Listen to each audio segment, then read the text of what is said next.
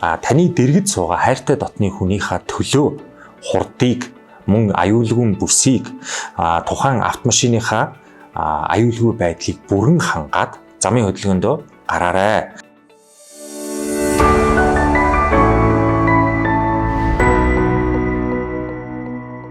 За энэ жил бол одоо маш олон одоо Сум аймгийн 100 жилүүд одоо болж байна. Тэгээд мэдээж хэрэг бид гэр бүлээрээ зуны амралтаар ийш тийш аялал зугаалгаар явна. Яг энэ үед одоо нийт жолооч нартай миний хувьас өөрөө анхааруулаад хэлэхэд аялал зугаалга бол мэдээж сайхан, аюулгүй байдал бол маш чухал гэдгийг бас нийт жолооч нартай автомашинтай хүмүүстэй хэлье. Тэгээд энэ үг магадгүй танд одоо бичлэгний цаанаас хүрж байгаач та бас амьдрал дээр өөртөө бас нэг хэрэгжүүлээд энийг ухамсартайгаар бодоод үзээрэй.